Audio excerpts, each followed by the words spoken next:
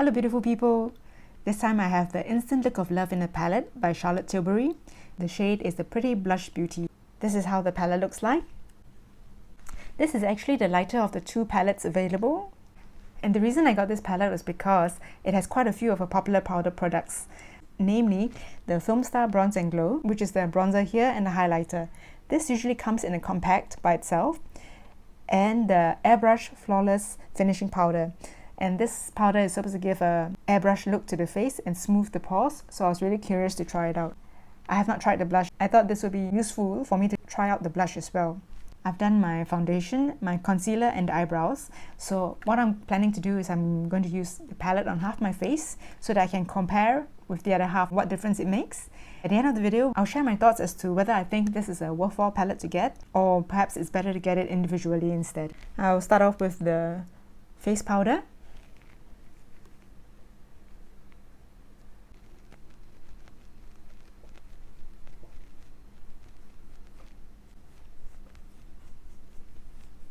Just to use a smaller brush to go under my eyes.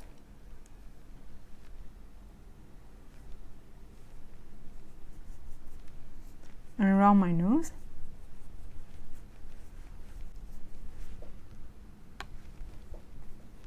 It does seem to blur the pores on my face and give it a smoother, more airbrush finish. I got this brush from Beautylish. It's a very nice brush with soft synthetic hair bristles. So just to use the bronzer now. Not much fallout actually.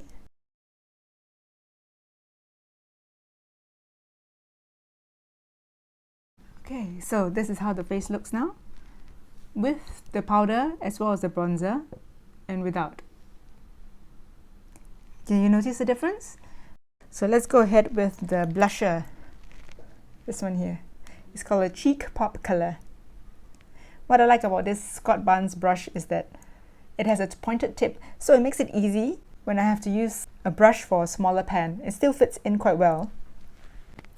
So for the blush, Charlotte Tilbury recommends is to add some color on the cheek and bring it up as well to give a flattering look. It's a buildable color. Quite light but buildable to a certain extent. Okay, these are her eye colors. This is to brighten, to enhance, and to smoke. So I'll go according to the numbering that's stated here. Brighten the eye. So this has little particles of fine shimmer and glitter. This is how it looks. So I'll use now to try on enhanced shade. It's actually a very light wash of color. To try on the smoke shade here.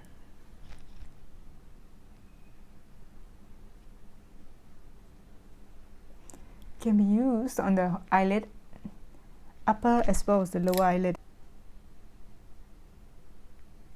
And a little bit of the enhance on the inner corner. The lower inner corner. And now to try on the highlighter shade for the inner corner.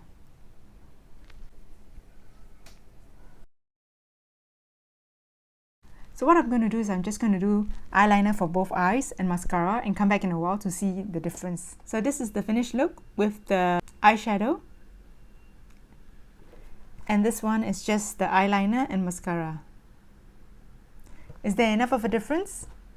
The difference is not very obvious actually from what I can see from here. Do let me know if you feel otherwise. These eyeshadows here are very light, easy to use shades. It just subtly enhances the eyes. Doesn't really do too much of a big difference.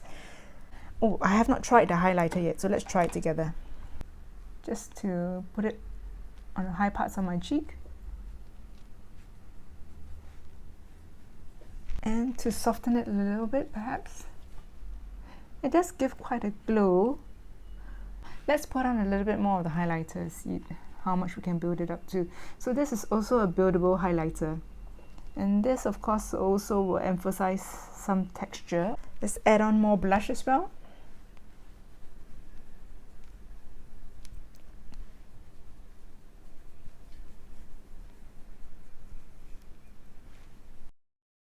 Let's see whether we can build up the eyeshadow as well, because it does look quite light. So I'm going to end with the smoke shade. and bring it further up. And then enhance with a smaller flat brush. A little bit more of the brighten in the middle of the eye.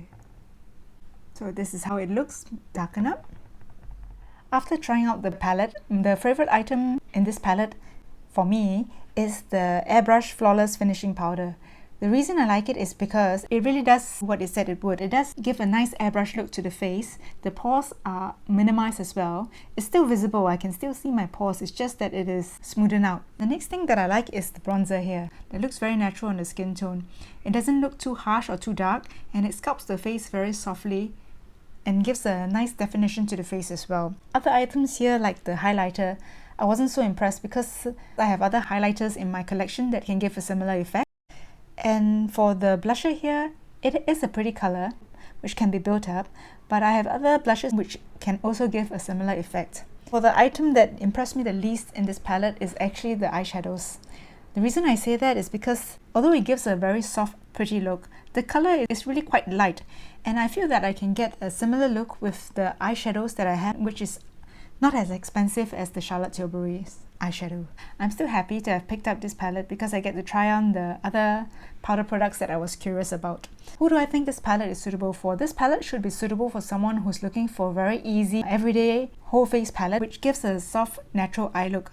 However, if these eyeshadows do not appeal to you, then perhaps it's better to go for the full-size items that she has in her collection instead, like the Filmstar Bronze and Glow palette or the Airbrush Flawless Finishing Powder.